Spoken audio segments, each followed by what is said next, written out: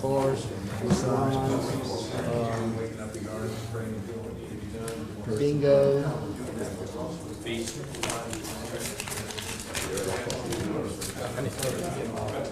How old? One? Grade A. He's going to write a sheet. 5:30 already. Daddy's girl. It's only one minute, right? Already? Do you?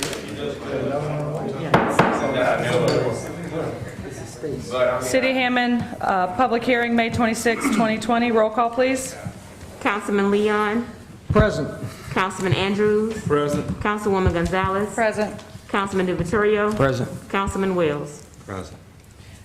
Number one, an ordinance declaring a 2003 F-250 movable property as surplus and providing for a donation to benefit public safety. Jana Thurman. Good evening. Good evening. This is a vehicle that Parks and Grounds no longer use. They turned over to surplus. We're asking for council's approval to declare it as surplus and approve for donation to the city of Roseland. Anyone here on this matter? Questions or comments by the council? Motion approved. This is just public hearing. Yeah. Number two, an ordinance declaring Crown Victoria movable property as surplus and providing for a donation to benefit public safety. Jana. This is a 2009 Ford Crown Victoria that the police department is surplusing. It's no longer in use, and they're asking for permission to donate this to Tickfall Police Department. Anyone here on this matter? Questions or comments by the council? All right, then we'll move to our regular session. Roll call, please. Councilman Leon. Present. Councilman Andrews. Present. Councilwoman Gonzalez. Present. Councilman DiVittorio. Present. Councilman Wills. Present. For our prayer, I ask Councilman Andrews to lead us in prayer. Ask you to stand for that as well. Let us take a moment of silence in recognition of those that have lost their lives, in recognition of the officer that lost his life the other night.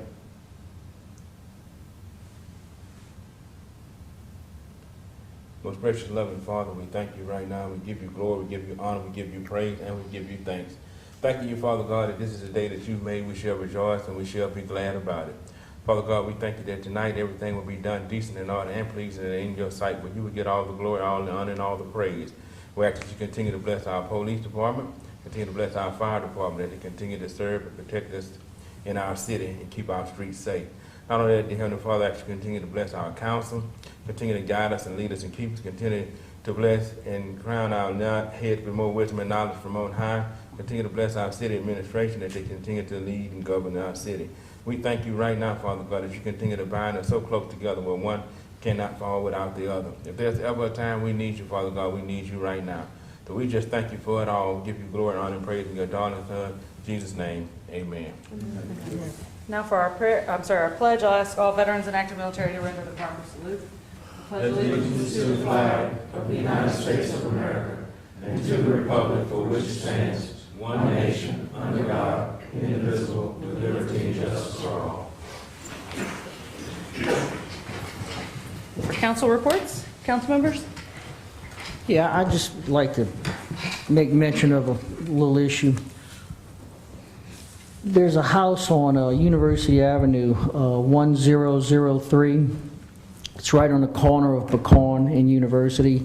They had apparently a contractor there several days ago that cleared out a lot of stuff. They had backhoes and all there. They stacked it all up along Pecan Street between General Jackson and University on Pecan. It's stacked in such a way that none of it was cut up, and it's obstructing the view from people coming out of General Jackson and turning on to Pecan to where you can't see. And you know, this seems to be an ongoing problem where these contractors will come in and they'll do all this work on somebody's property and then just throw it on city property and leave.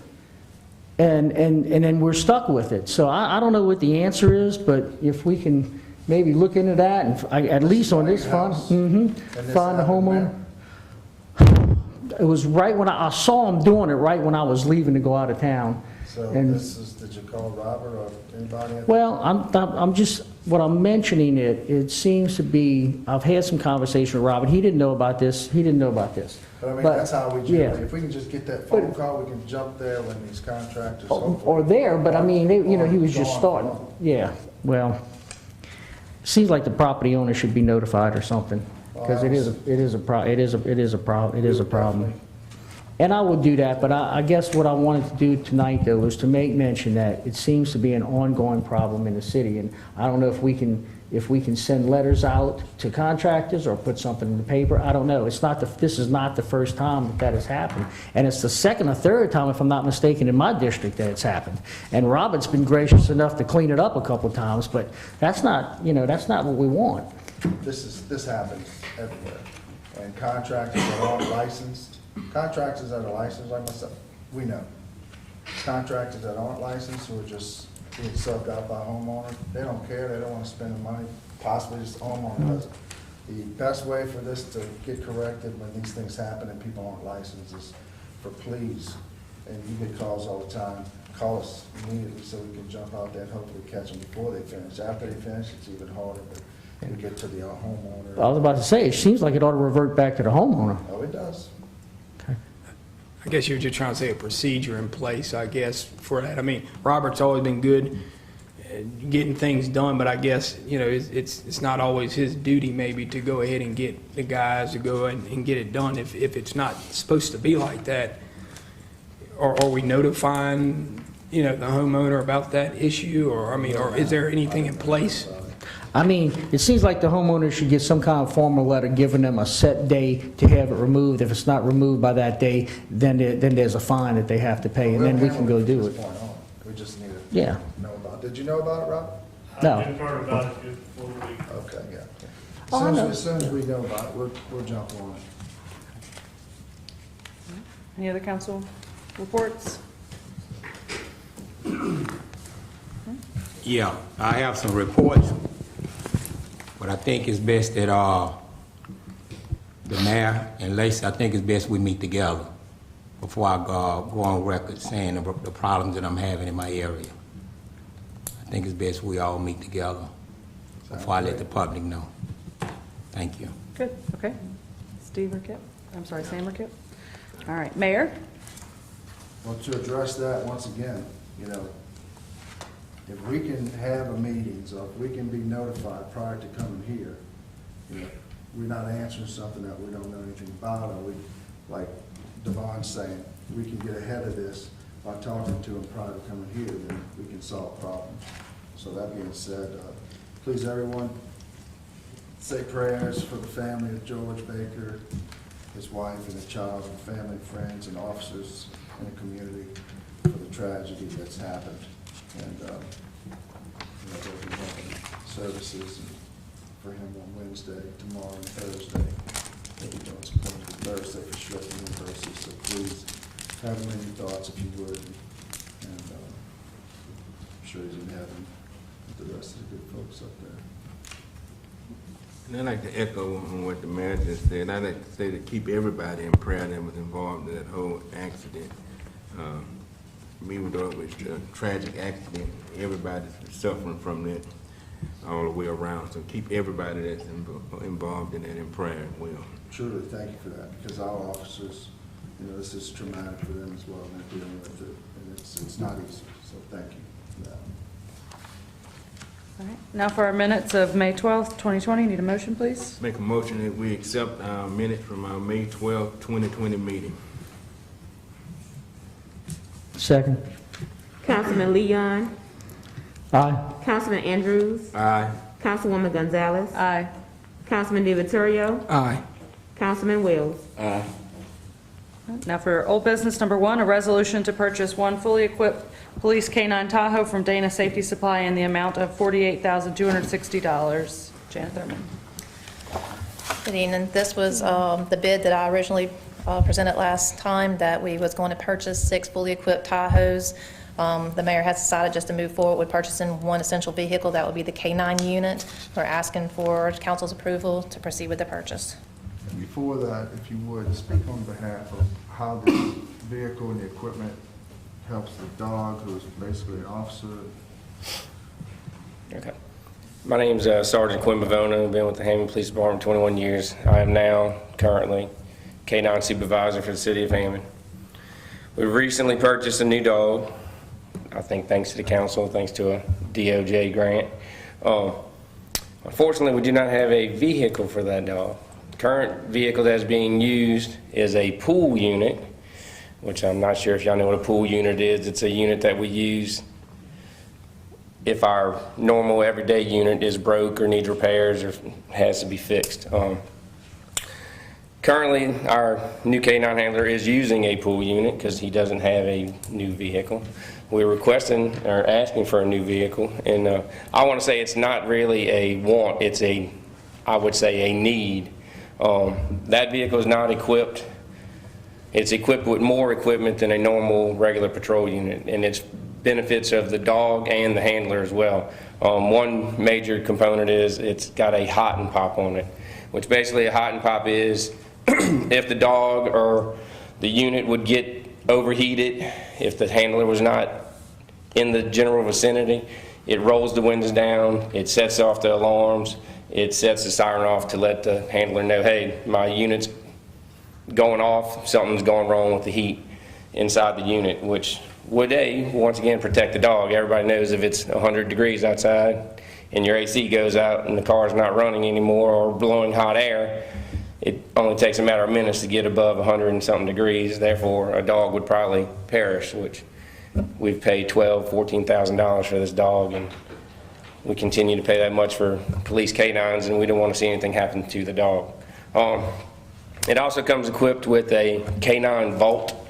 It's a locked metal vault because we do carry narcotics, training purpose narcotics, and sometimes they are in our units. Well, we got to keep those locked up so in order for somebody not to break into our unit and obtain narcotics. It's also a traveling office for our K-9 officers. I know every other police officer, it's their vehicles, their office as well, but this is really our office. K-9 doesn't have an office. We keep loads of equipment in our car, not just dope. We keep bite sleeves, bite suits, training aids for the dog. That vault helps us keep all that secure. Also, the back of the vehicle is not equipped like with normal seats. It's a flat platform for the dog with rubber matting so that the dog is safe and doesn't get jostled around during either a pursuit or just normal travel, which comes with a built-in water bowl. All our windows are barred. I think they started doing those on the new units as well. But once again, the unit that the K-9 handler is in now does not have a hot and pop, which is one of the major concerns. It's probably pushing over 100 and something thousand miles, and wear and tear on a police vehicle, over 100 something thousand miles. It's liable to have some type of major mechanic malfunctions here soon. It is our pool unit, so now if one of our units, the other 3 units goes down, then we don't have a unit at all. These are just some of the concerns and some of the reasons why I think we need the unit and why we should get a new one. We would also like to emphasize that this is millage money that cannot be dedicated to any other source in the budget. This by law, and by the way that the voters vote on the millage, must go to police equipment, police purchases, those kinds of things. It can't go to other needs for the city. Anyone else here on this matter? Didn't y'all reduce it from 6 to 1? Yeah, we did buy the other But doesn't that come under the millage too, or is it separate? It's all in one So what are you gonna do with if you can't spend it, why would you reduce it?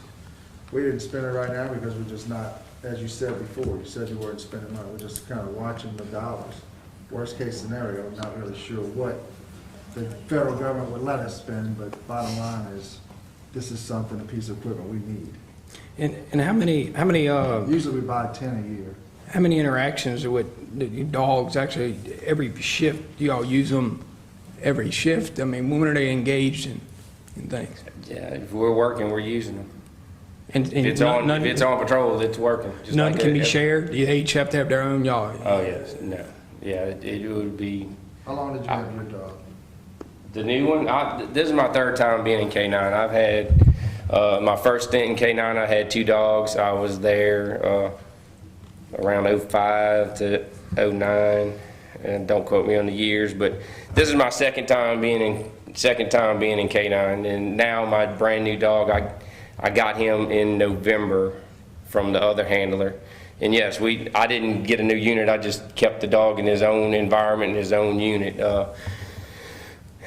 I was told, hey, I'm the supervisor, I got seniority, I could have taken another one, but when you have a dog like that, it's almost, that's his territory, so that's basically, it's his car and my car. So I wasn't gonna take a new car and let another guy put a new dog into a car where another dog has been in for the last 2 or 3 years. I mean, I'm not gonna get into dogs and their alpha male and alpha complex, but anybody may know if you have dogs that they wanna put their scent on stuff and they wanna make it theirs. Well, so this car is his basically, so I didn't take a new unit because we can't share cars with dogs, so I just kept that unit instead of taking a new one. So how much does a dog cost us, the city, per dog? How much does it cost for? You're asking the wrong person on that With one. all that, I want to say it was just over 14,000, that wasn't included in the email. Is that insurance for the dog? Do we have any higher insurance risk? No. Anything to do with that? Nothing at all? It's already quoted in our. So it's only general liability. $14,000 it costs the city, $14,000. That was a grant, I think, so. DOJ All funded grant. through a grant, no match. Okay. So that's total fund it costs the city per dog? Yes. All that equipment that it I has? think that's the purchase price of the I dog. think that's It was the dog. purchase price. The dog costs 14,000. Yes. The equipment that costs more than 14,000. So the dogs generally range, and the dog by itself, when you quote a police canine, you're generally getting a quote for the dog and training for both the animal and the handler. These are also fairly well pedigreed dogs. They're not mutts, they're purebred, they have pedigrees that go back to Germany and whatnot, which increases their price.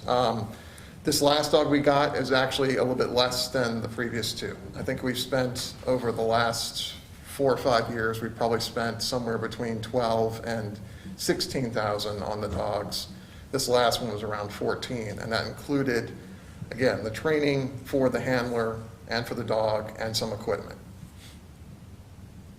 So there's no more insurance risk increased for the city's insurance? We already have 3 dogs that are covered under the general liability. Adding a 4th dog does not increase the city's insurance. Okay. And then, since you're here right now, I just want, I'm a numbers guy and a budget guy, so I'm just trying to sit here and comprehend. The parish has 4 dogs, and they have 134,000 population. Lafayette's got 126,000, they got 7 dogs. We're going on 4 for 21,000 population. Slidell, 27,000, and they got 3 dogs. Let's see, yeah. So let's see, and then 9 Denham Springs, 1 dog. So pretty much the average is around 20,000 So the goal per here was dog. to have a dog per shift, Yeah. per patrol shift. Which we have a lot going on in this city, being on the 2 interstates that we're on. A lot of traffic, a lot of drugs. And our general population of 21 to 22,000 is our census population of people who lay their head here. It is not our daily traffic population, which is much, much higher, somewhere in the tune of 50 to 60,000 residents. Yeah, I read that every day, and all these other towns probably have drive-bys as well, too, that people drive through their communities as well. So I just wanted to read some of the deals and see the 4 dog, necessary of 4 dogs, for our city. That's all. And then the money it costs, which the taxpayers have to pay that expense. And, that's kind of everybody needs a budget. So it'd be nice to not have any budgets and we can all just spend. So anyway, we just mentioned cutting back. But anyway, that's all I have to say about that. So. The expenses for the canine are also part of the police budget and listed as a canine line item in the police budget. Any other questions or comments? Pleasure of the council. Motion to approve. Second. Councilman Leon, Aye. Councilman Andrews, No. Councilwoman Gonzalez, Aye. Councilman DiVittorio, No. Councilman Wells. No. Motion failed. Number 2, a resolution to authorize the mayor to enter into a contract with Roar Mutual Industries for railroad track repairs in the amount of $83,345. Jana. Like I presented last time, we received proposals. Roy was the only one that submitted a proposal for $83,345.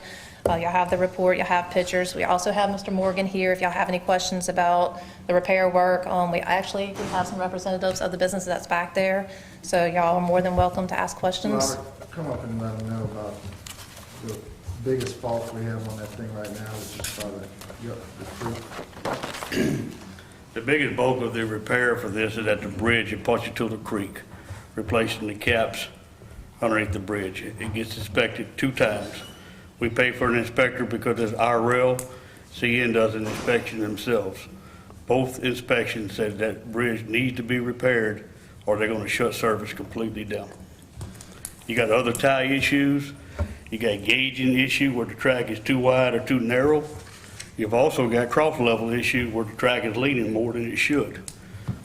All those repairs are in that report that we sent from the inspector. If you don't fix it now, it's gonna cost a lot more in the future. Anyone else here on this matter? Questions or comments from the council? And this track here services several major businesses, right? That's a big draw. If the right business comes in and you got rail service, it's important. That's the industrial park for the city of Hammond. There's been over $1 million invested in that thing in the past, getting it up, and we do what we got to keep it running. You And say one you of got the a, things we've been wanting to do, and incorporate, and Robert's even talked to of late, is to assess a fee on each car, which would help us in the future to do repairs on the track. The latest calculations, we figured of late, of what we have now, would be somewhere in the neighborhood of what a year? Just by the numbers at the rail. Well, if you run, say 300 cars a year, and if you run at $300 a car, that's about 90 grand. That's about what I spend, that or about 100 grand a year, just to take care of the track to keep it going. It costs $25,000 a year just to inspect the track. That's walking the track from one end to the other.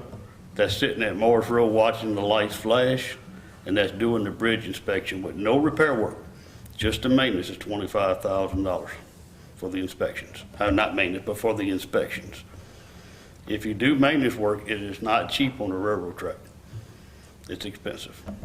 And this whole time, we've never implemented any kind of fees or anything to any cars. And how many years? This has been going on for several years. A long time. I don't have an actual number saying I got it's a been a number. long time. I got a number. It's been 21 years since Mayor Tallow did the contract, and it was 17 years since you did the grant.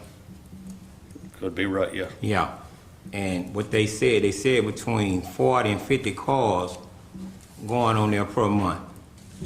And here it is, 17, I'm gonna say 20 years. We're gonna say 20 years, and nobody never sat down, and it's not nothing against you. Nobody never sat down and figured out how much it'll cost for each cart going back to use, 2 business using it as of now. So nobody never sat down and figured out how much it'll be that the city can actually get from them using the carts going there. And I hear we talk about the future too. And I look at the future. And what I see is, since nobody never sat down and did that, because last year we spent money on the track. Every year we spend. Every year, I mean, it's ongoing. But I can't tell you about every year, because I don't know. I was a councilman last year, so I can tell you about when I got here. So last year we spent money on the track. And the only thing I say, as of right now, we need to come up with a solution, not to keep taking the taxpayer money, using it on the track, and let the facilities out there help pay for it, because this is what I'm gonna talk about the contract now. And It's nothing against whoever got the contract, but I say this here. What if the contract was $1 million? And we got, because every time you come up, we got 2 weeks or 3 weeks to make a decision. If it was $1 million, here we asking the councilman to come up with $1 million to pay for a track that's only being used by 2 facilities. So I just say we just need to come up with a better solution for this problem where it won't be so much on the city of Hammond. The solution is what we've talked about, and that is to next negotiate with these companies of what they will pay and agree to pay to help with the maintenance on these tracks. And the reason why it's not $1 million is because every year we do spend 20, 30, this year because of this big fault, 80,000 on repairing the track. So definitely agree with you that we need to get the companies involved in paying, and then down the road, you know, we can, as more companies come in, we can possibly, you know, have a deal with them that we can reduce, but right now, we need aid from the companies, and I totally agree with you. So we need to look to the future, and we'll be coming back to you all after we speak with the companies to see, you know, what we can get Andre and everyone to agree. And I think that's the main, I think, issue right here. I mean, you don't just wait But we till. still need to repair this. It's not helping and fixing it. It's just that nobody even would have even looked in a procedure if it wasn't tabled last time. We would have just kept on, stamp it off on it, and nobody even looks at a Robert and I procedure. have been talking about getting these companies. This isn't a new involved. conversation. This is something we've been talking For this last a year. lot longer than the last year. So it's just something that never really come to a head, I guess. We had CN Railroad come in and tell us what they would or wouldn't do, which was basically next to, you know, they own the north-south, east-west. This is our responsibility. Right. Once you get on Ponchatoula Creek, it becomes ours. Because we had a company that wanted to come in and sell limestone. Right. Well, that was gonna cause a lot more traffic on it and a lot heavier cars. So that's when the conversation started about, we need to start charging per car. If you started 21 years ago, you probably would have attracted more businesses that actually would have you would have been able to invest more money into that track to actually attract more businesses to come in. But it doesn't look good. We're coming out of pocket every time, and everybody's using the track for the businesses. That's why you reinvest in it. And I think, 21 years, I guess you've been talking about it. It's just something that needed to happen. Yeah. 21 years ago, we had a mayor who at least got this thing started. Yeah, and that's good. And we've had other mayors come in and start the industrial park. So it's been going in the right direction, and we're still going in the right direction. We need your help to assist us to go in the right direction. And the businesses aren't coming. So if a train car falls in this creek, it's gonna be way more than $1 million. What we've reaped is the benefit of them fixing this all at one time. Now it's coming to that age where it needs some attention. The last 2 or 3 years, we've been sinking money in for these emergency repairs.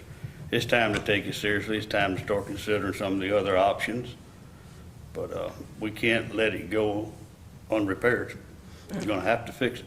When these two companies came in, was there some agreement with the city that's what we would do if they would bring their business in? I mean, what role are we playing to attract The container those? company came in and they extended the rail. Getting them here is the main thing, or was the main thing for years and years. Now, since this limestone company came in and made us aware of the fact that, this is gonna be a lot more wear and tear, we want your business, but all the terms didn't work out for them because we started telling them we need to incorporate some fees on helping us maintain this track. So that's where this is all started, and that's where we're going with moving in that direction. So what has been done, they were apparently in the past very happy that Home Depot came in and used the yard as a location for them to bring in lumber and distribute from there. And then same thing, I guess, with the chemical company. Happy that a chemical company came into the park. I think we have one more major piece of land that the industrial board owns that another company could come into and put something that would be rail. So where we're at right now, we've been talking about it y'all have been talking about it for a year now, implementing something. Where we're at right now as of today, are we close to coming up with something? I haven't seen anything, so I don't know. Maybe some of the other council have, I don't know. No, nobody has. Okay, that's what I'm getting at, okay. That's a big decision to be made. It needs to be well thought out. Yeah. And, you know, these businesses that are there, they have a lot of employees that participate in our income that we get for our taxes, but we gotta weigh what's it worth for them to have rail on cars on top of our rail. Have we, has anyone reached out to see how other municipalities or parishes do it? That's, we have, yeah. And good results? Are we getting responses? And That's where we kind of got our range of what to charge Per from. car. Because different ones, depending on how long the rail is and how much they service the cars, that's where we're trying to get our range and nail down. There are some that go much higher than 300, but 300 seems about appropriate for the line of our rail, the lane that has to travel. Because not everybody owns rail. Ponchatoula has a little piece, St. Francisville, we have about 3 miles. Well, I'm not anti-fixing the railroad track or helping these businesses. My problem is that there's, you know, it should have been a little more concentrated on trying to come up with this and evaluating what others are doing in different areas to where you can continue to reinvest in that railroad, to where you can improve it throughout the years, and then it would first off stay good, and you'd also have a fund in there to where the gravel company would have came here and would have been like, oh man, that's already sturdy enough that can hold our weight that we're coming in. So The gravel company was on private property along with, in other words, to get to the industrial board's property, you have to travel through Ed Hoover's property. There's a piece. So he had to be involved in the negotiations of who's gonna pay for your piece to get to that piece. So that deal didn't work out because of the number of people that were involved at the time. The gravel company didn't want to spend that kind of money. We obviously weren't gonna spend the money to do that. So we have, of late, been reaching out to other municipalities, seeing what the fees are. So there is a plan in place, and we're moving forward with it. So eventually we'll come to you, and hopefully you'll support that. But before we come to you, we need the businesses to support it and not leave. And that's why we did invite Graham Packaging here tonight.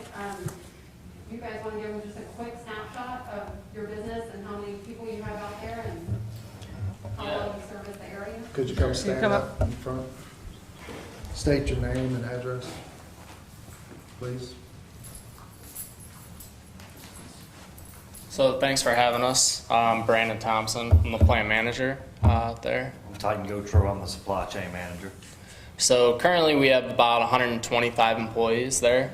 We service, you guys are coffee drinkers, we service Folgers coffee. So we are pretty much without the plant here in Hammond, Folgers doesn't have a supply chain for containers. So we're big time with Folgers.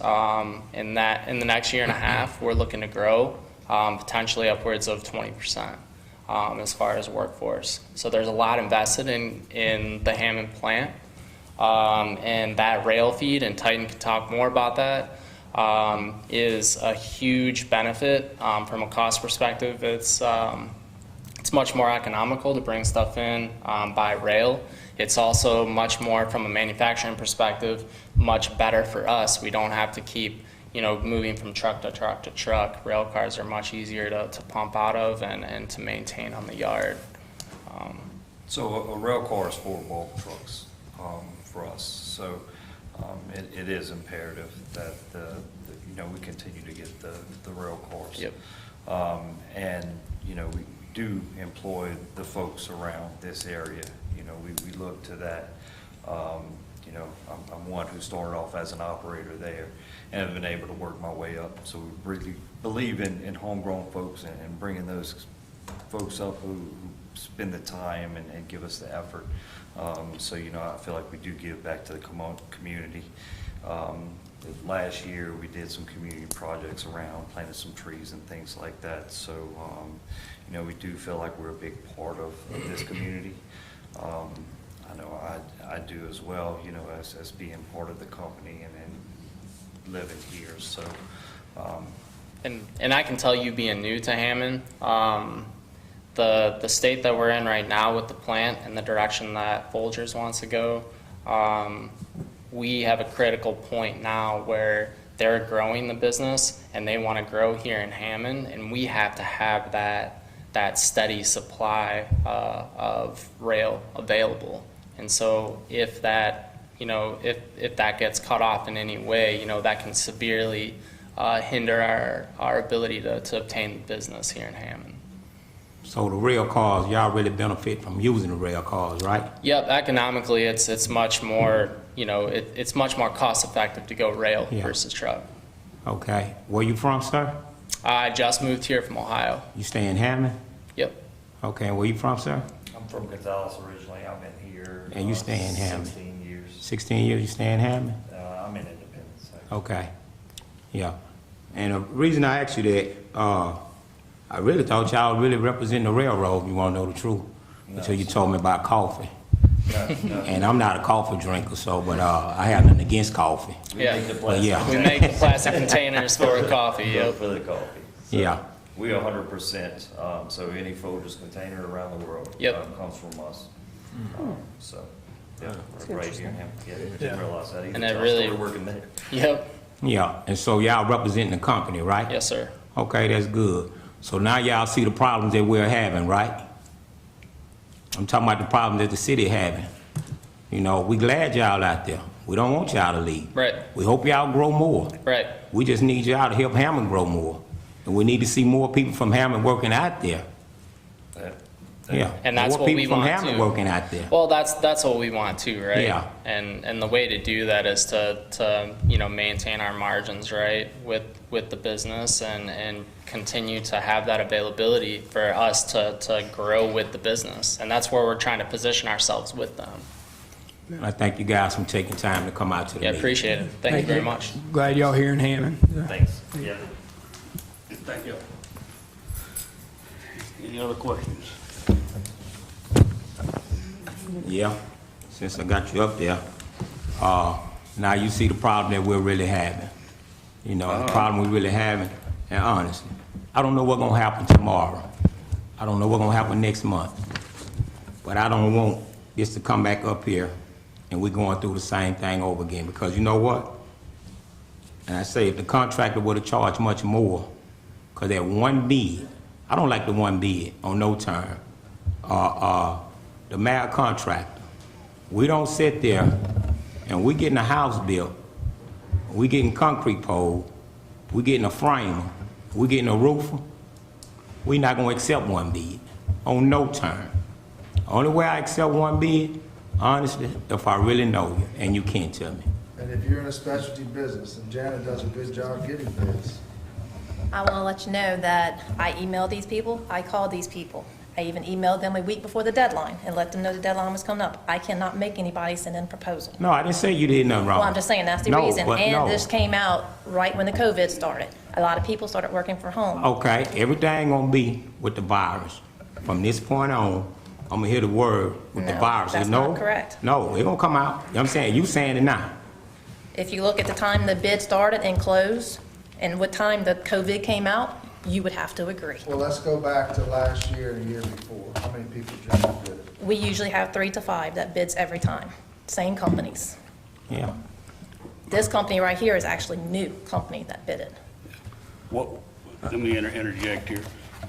To answer your question, to keep from having these surprise emergencies, you need to consider whenever we have our budget meeting about the number for the maintenance. When you put everything new at one time into a rail, and then 20 years later it starts to fail, it's because you hadn't been doing the maintenance that you should be.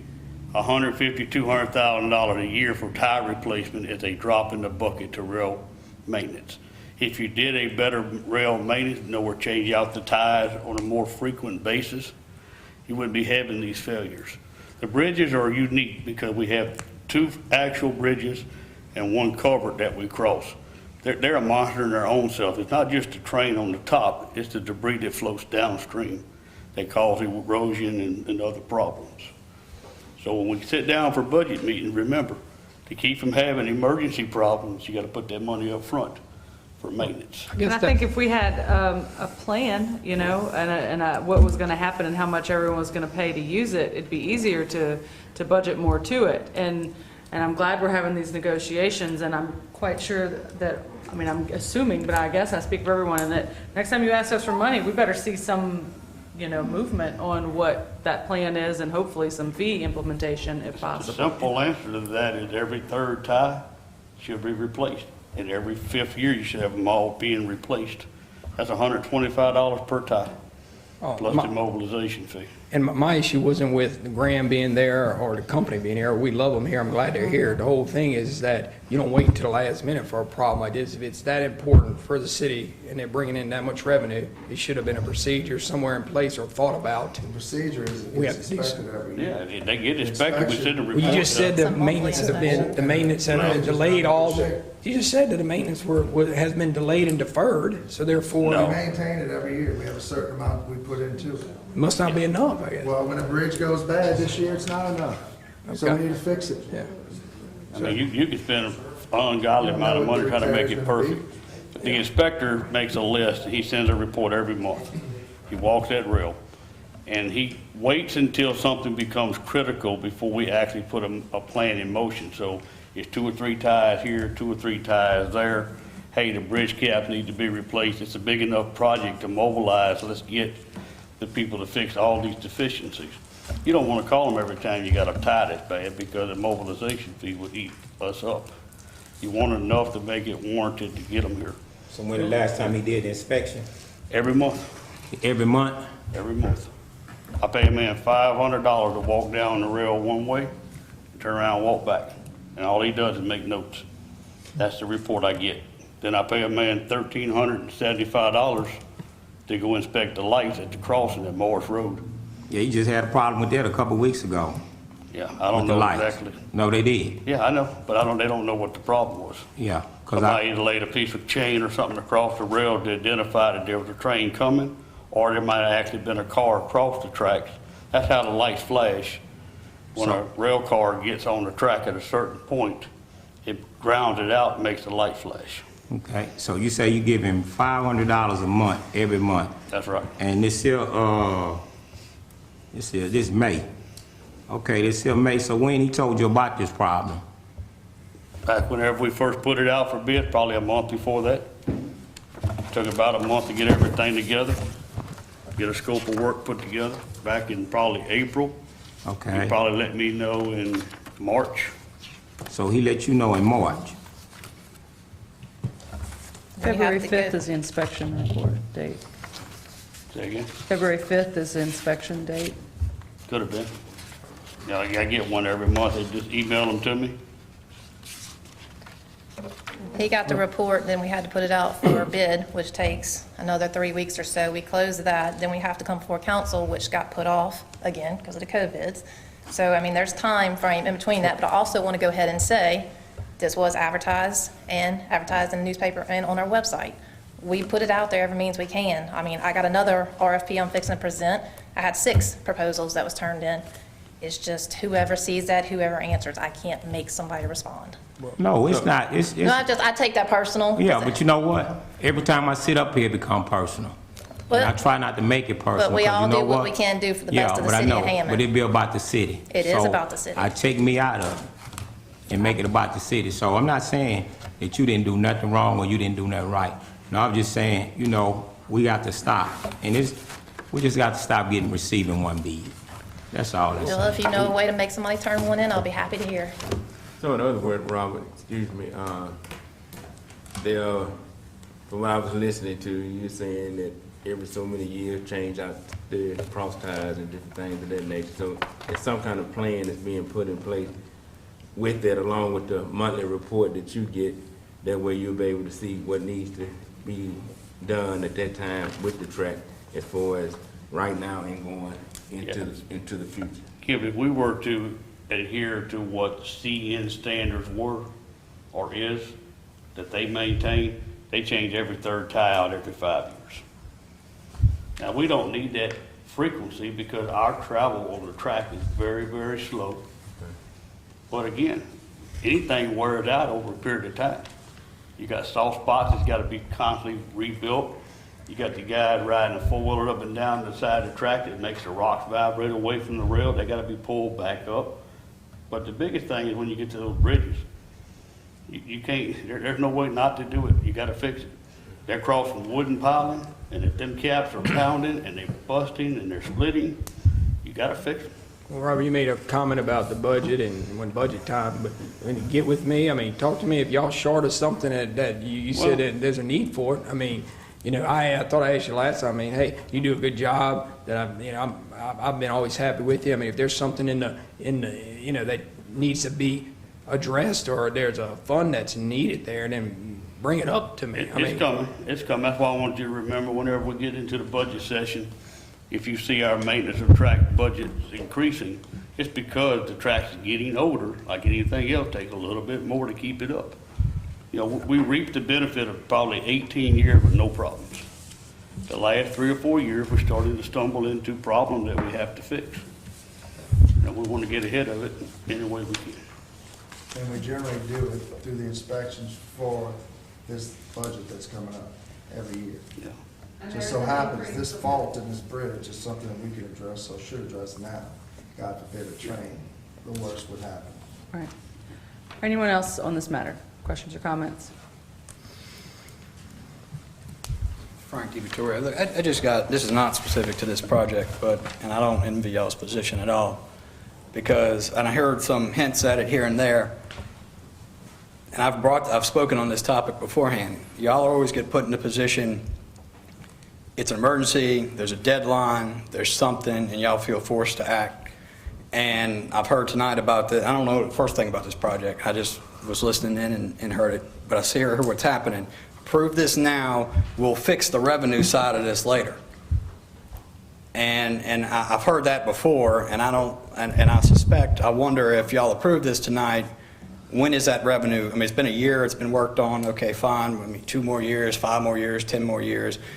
And just from a negotiating tactic or whatever you want to call it,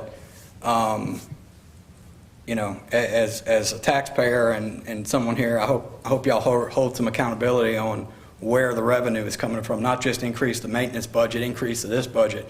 Well, it's easy to increase the maintenance budget when you have a revenue that goes with it. And if y'all spend money without the revenue or some wish and a promise that there'll be a revenue fix later on, you're always going to have a problem and I'll be operating behind the ball. Well, let's just say about armchair quarterbacks, okay? One thing is, these folks live in this town, they spend money in this town, in this area as well. They're employees, so we do get some revenue from there. We are addressing the facts, so promising something in the future, it's something we're working on, it's gonna happen as far as revenue. Sitting here with this council and asking this council to assist in adjusting budget and paying for things that need to be paid as they come along, that's general business, just like you do in your apartments. If something's wrong, you fix it, you send your guy to go change the water heater. Things happen, and you don't know when that's gonna happen. So we're not sitting here, our council members get agendas Wednesday, Thursday, whenever. Read the agenda, they have questions, we can talk to them all the way up until Monday. You're gonna sit here and you're gonna ask questions on this given day, answers that we could give during the week. So we're not sitting here expecting the council to accept some fantasy that there's gonna be revenue one day. We get revenue from a lot of areas. So I'm not quite sure what you're trying to say, Frank. All the council members are also available and able to submit their own proposals, their own ordinances, their own resolutions. So it's a team effort here of creating and approving the finances for the city. So what is well, I mean, I wasn't going to get into the details of it, but I mean, I'll ask since you called me out on it. So what is who's in charge of the you know, when you have a project, you have a railroad track. The way you normally do this in business is you come up with a plan, you make a cost analysis, you make a budget analysis, you figure out, well, how much does maintenance cost? What is the average life expectancy of this railroad track? So I need this many dollars a year, like Robert was talking about for a minute there, to come up with this. So then you ask yourself, well, where's the revenue coming from? So who's in charge of coming up with the project? Apparently it was not done. There's not the plan is in place. Robert takes care of that. The track gets inspected. Every year we come to budget and we decide what we need to truly spend on upgrading the track, if at all, that given year. So the plan is to go out and talk to these companies and to ask for a fee on cars, which we've checked into with other municipalities and parishes, and that's gonna happen. When is it gonna happen exactly? It's not gonna happen yesterday, it's not gonna happen next week, but we're working on it now. So whose responsibility? It doesn't matter if it's good or bad in this city. it's mine. And I think we're handling it pretty good. Okay. But you can sit back and say what you like, and it's your right as a citizen, and I get it. But we're working on this project. This is something, if the bridge wasn't in possible failure, we would just have put it in the budget. Okay. But God forbid, and it may not happen, that car goes off, it's way, way more Right. liability and the cost of fixing this thing. So- So if you don't think we have a plan, I don't really get it. She gets bids every year. This happens to be one of those years, God forbid, Devon, she only gets one bid this year. Every other bid, year she gets 3 or 4 bids to maintain the track. So Okay, again. I think we're gonna again- move, this is a lot of back and forth. I think that we have heard enough, unless there's something else you want to add to anyone. Okay, let's, pleasure of the council. I make a motion to approve. Second. Councilman Leon. Aye. Councilman Andrews. Aye. Councilwoman Gonzalez. Aye. Councilman DiVittorio. Aye. Councilman Wells. Aye. Motion approved. Thank you. Thank you, Jana. Number, new business. Number 1, a resolution to appoint Natalie Messer to the Hammond Housing Authority Board for a 5-year term from June 1st, 2020 to May 31st, 2025. The administration has asked for this to be tabled, so I make a motion to table. Second. Okay, who was the second? Oh, no. I knew it was bad. So Councilwoman Gonzalez and Councilman Andrews. Councilman Leon. Aye. Councilman Andrews. Aye. Councilwoman Gonzalez. Aye. Councilman DiVittorio. Aye. Councilman Wells. Aye. Motion approved to table. Number 2, a resolution to appoint Elliott Sanders to the Hammond Housing Authority Board for a 5-year term from June 1st, 2020 to May 31st, 2025. I make a motion to table. Second. Councilman Leon. Aye. Councilman Andrews. Aye. Councilwoman Gonzalez. Aye. Councilman DiVittorio. Aye. Councilman Wells. Aye. Motion approved to table. Number 3, a resolution to appoint Roy Blackwood to the Hammond Historic District Commission to serve the remainder of a 4-year term until December 31st, 2021. Lacey, Mayor.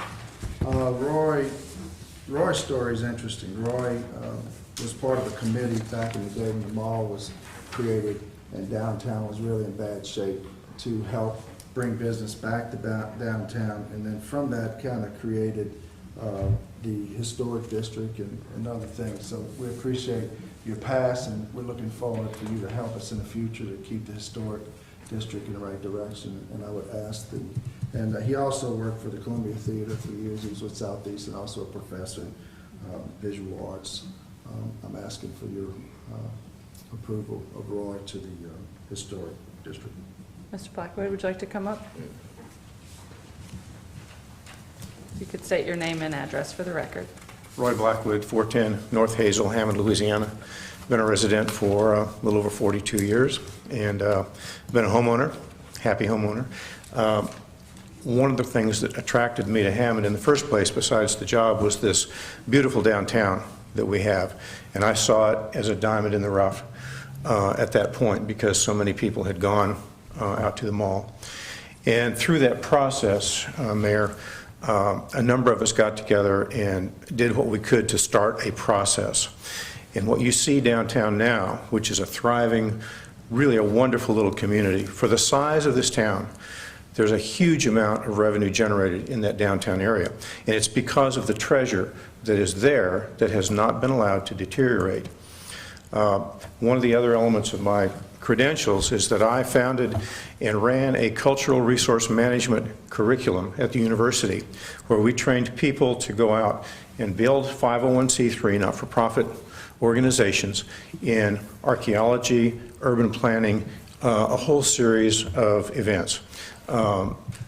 Part of that is the reason that we have a maritime museum over in Madisonville. But part of that is things like the Levy Building that became the Cultural Foundation, the redo of the Columbia Theater, the redo of many, many buildings downtown. So I have a passion for that kind of preservation, and if we don't continue to treat that like the grand lady that she is, then we're going to lose that, and it will detract from the community. So I see great things happening down there through the efforts of a great many people, and Hammond has gotten behind that. It's a wonderful place to gather, to eat, and one of these days, we'll be able to do it without our masks. So happy to answer any questions. This is to Dr. Nichols' term, correct? So you have big shoes to fill, but your resume is quite impressive, and Howard is quite impressive, but I know that it sounds like you're like-minded. And Well, we are. We definitely benefit the commission. Howard and his wife were some of the first people we met in town and became great friends. Anyone else here? Anyone here on this matter? Glad you were able to make it to the meeting and introduce yourself and everything else. I appreciate that. Absolutely, my pleasure. I just wanted to note that he is filling the remainder of Howard's term, and that's why there's the odd date for the 4-year term. So we have to keep the stagger on that board with all the different people who serve there. So we're going to fill the rest of that term. Pleasure of the council. I'll make a motion to approve. Second. Thank you. Councilman Leon. Aye. Councilman Andrews. Aye. Councilwoman Gonzalez. Aye. Councilman DiViterio. Aye. Councilman Wells. Aye. Motion approved. Thank you for your willingness to serve. Number 4, resolution obligating funds, $250,000 as previously approved from the Grant Match Fund to Land and Water Conservation Fund project Mooney Avenue Park improvements. Charles Borchers. So I just want to underscore that these are previously approved funds. We're not asking the council for any additional funds. You should have seen an attachment like this. It's a long resolution that doesn't look like our normal resolution. This is what is required by the Land and Water Conservation Fund program at the state level. This is a 2-part application. So when we came to you guys originally and you approved that application, that was the first stage. We are now in the second stage. Generally, that means that the state has agreed that our project is worthy of recommendation to the federal government. And in my experience, that means that we're going to get funded. So this is a really good thing. What they want to see as part of that Part 2 application is this resolution as submitted to you guys, indicating that we are prepared to move forward with the project. It's good news. Anyone here on this matter? Questions or comments? Pleasure of the council. Make a motion to approve. Second. Councilman Leon. Aye. Councilman Andrews. Aye. Councilwoman Gonzalez. Aye. Councilman DiViterio. Aye. Councilman Wells. Aye. Motion approved. Thank you very much. Thank you, Charles. Number 5, a resolution to purchase Model 300 REOZJ Kohler emergency generator from RP Power in the amount of $52,835. Jana. We originally put RFP 2020 out for MTU on-site energy diesel generator or equivalent. We received 6 proposals. The Kohler emergency generator is equivalent, meets all the bid specs, is approved.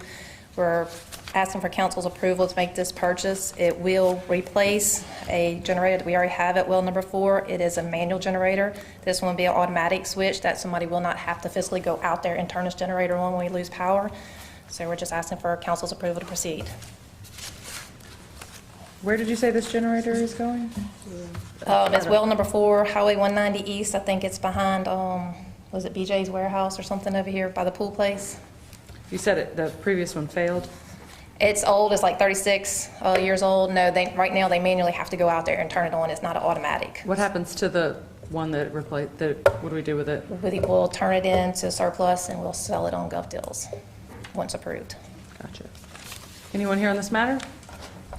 Questions or comments? Pleasure of the council. Motion to approve. Second. Councilman Leon. Aye. Councilman Andrews. Aye. Councilwoman Gonzalez. Aye. Councilman DiViterio. Aye. Councilman Wells. Aye. Motion approved. Thank you. Thank you, Janet. Number 6, a resolution to ratify and award bids received 5/20/2020 for sidewalk and drainage improvements fiscal year 2020, project 420-12010. The administration has asked for this to be tabled pending the return of sales tax next week. So I make a motion to table. Second. Councilman Leon. Aye. Councilman Andrews. Aye. Councilwoman Gonzalez. Aye. Councilman DiViterio. Aye. Councilman Wells. Aye. Motion approved to table. Final adoption of ordinance. Number 1, an ordinance declaring 2003 F-250 movable property as surplus and providing for a donation to benefit public safety. Pleasure of the council. Make a motion to adopt. Second. Councilman Leon. Aye. Councilman Andrews. Aye. Councilwoman Gonzalez. Aye. Councilman DeViterio. Aye. Councilman Wells. Aye. Number 2, an ordinance declaring a 2009 Crown Victoria movable property as surplus and providing for a donation to benefit public safety. Pleasure of the council. Motion to adopt. Second. Councilman Leon. Aye. Councilman Andrews. Aye. Councilwoman Gonzalez. Aye. Councilman DeViterio. Aye. Councilman Wells. Aye. Introduction of ordinance, none. I make a motion to adjourn. Second. All in favor, say aye. Aye. Reminder, budget work session is June 5th, 2020 at 9 a.m. June 4th. June 5th. June 5th, that's a Friday, 9 a.m.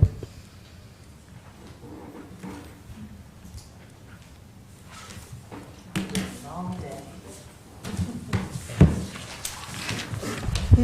We got the handy dandy. Tiny. Let me dig